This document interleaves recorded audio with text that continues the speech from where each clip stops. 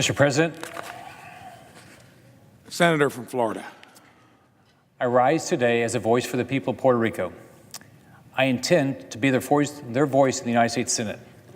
They are Americans as the people of Florida that I was elected to represent. They are our brothers and sisters, and they deserve a voice. Their success is America's success. Their recovery is America's recovery. In September of 2017, Puerto Rico was hit by a devastating hurricane. Maria's landfall changed the landscape of the island forever. As governor of Florida, I worked to be there for the people of Puerto Rico. I worked with Congresswoman Jennifer Gonzalez Colon, Governor Rossello, Lieutenant Governor Luis Rivera Marin, Senate President Thomas Rivera Schatz, and House Speaker Carlos Johnny Mendez to provide whatever support and aid they needed. Jennifer has been a tireless advocate for Puerto Rico, and she's been fighting so hard for this funding. I'm proud to join her in this fight. In Florida, we created welcome centers at the airports in Orlando and Miami to support those coming to Florida from the island. We waived housing and education regulations to make sure families coming from Puerto Rico could easily settle in Florida, whether they plan to stay permanently or just for a short period of time. I visited Puerto Rico 8 times since the deadly storm and provided Florida state resources to the citizens of Puerto Rico to aid in rebuilding and recovery. But the island still has a long way to go. The bill I support today does many good things. It reopens the government after the longest shutdown in U.S. history.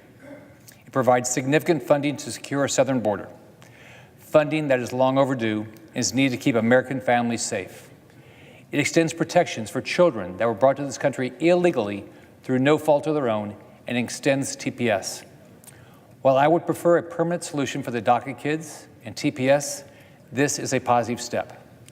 Putting protections for the DACA population into law is also long overdue. The bill also provides significant disaster funding for the state of Florida, following the devastation of Hurricane Michael, which hit Florida's panhandle just a few months ago. The funding includes resources specifically for Tyndall Air Force Base. I would like to thank Majority Leader McConnell for putting a bill forward to help Florida recover from this horrible hurricane. On all of these points, I join many of my colleagues in support. But unfortunately, the Senate version of the government funding bill does not include $600 million in essential disaster funding for our brothers and sisters in Puerto Rico. I'm offering an amendment today that would add this $600 million, including the House bill, back into the Senate version. Puerto Rico's recovery continues, and the United States Congress must do everything we can to support that, with responsible safeguards against fraud and waste. As long as I'm a member of the United States Senate, I will fight to make sure the people of Puerto Rico are represented. I'm proud that the first amendment I filed in my first speech in the Senate floor is to fight for Puerto Rico. To the people of Puerto Rico, know this: I will be your voice in the United States Senate. I will fight for what's right, and I will never give up. Mr. President, I will now address the Senate in Spanish. I provide translation to the Senate for the record. La gente de Puerto Rico merece un cambio real. Tenemos que fortalecer la economía de la isla. Como senador, lucharé para las familias de Puerto Rico y trabajaré para asegurar que Puerto Rico sea tratado de manera justa. Muchas gracias. Mr. President, the amendment is at the desk. I yield back the balance of my time.